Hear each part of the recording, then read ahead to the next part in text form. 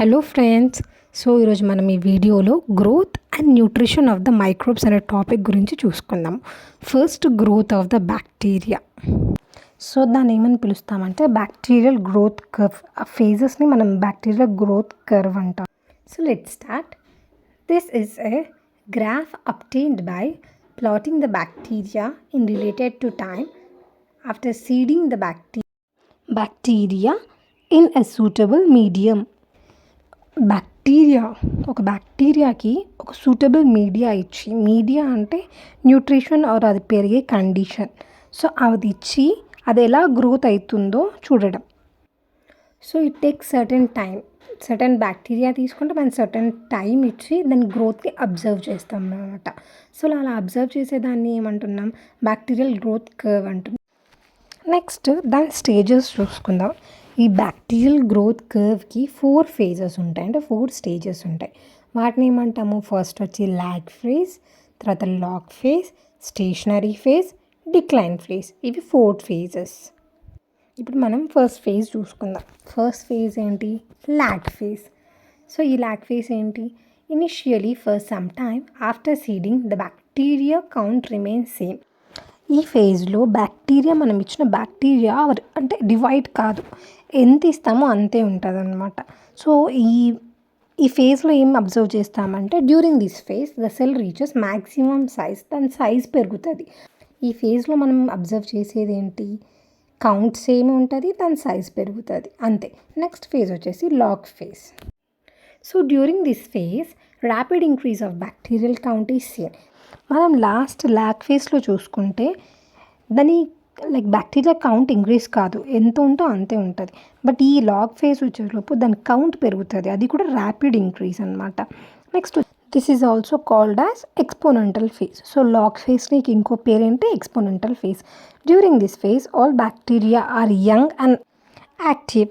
So ఈ ఫేజ్లో bacteria ఎట్లుంటుంది, యంగ్ ఉంటుంది అండ్ యాక్టివ్ ఉంటుంది. So this phase occurs between 4 to 6 hours of inoculation. అంటే సీడింగ్ ఇచ్చిన 4 to 6 hours మధ్యలో ఇనాక్యులేషన్ టైంలో మనం ఈ ఫేజ్ని చూస్తామన్నమాట. It is log phase. So మనం ఏం అబ్జర్వ్ చేస్తున్నాం, ఈ ఫేజ్లో ర్యాపిడ్ గ్రోత్ ఉంది, బ్యాక్టీరియల్ కౌంట్ పెరుగుతుంది, అండ్ ఏంటి, యంగ్ అండ్ యాక్టివ్ ఉంటాయి సెల్స్ వచ్చేసి బ్యాక్టీరియల్ సెల్స్. ఇంకెప్పుడు అకర్ అవుతుంది, 4 to 6 hours of inoculation. And next stage ఏంటి, stationary phase. So following the log phase the bacteria count remains stable for some time. So log ఫేజ్లో ఎలాగూ bacteria count అనేది ర్యాపిడ్గా multiply అయింది, but ఇందులోకి వచ్చేలోపు కొంచెం సేపు స్టెబుల్ అంటే దాని కౌంట్ పెరగదు. ఎందుకు పెరగదు, this is because the number of dividing cells is equal to those that die because of lack of nutrients in the media.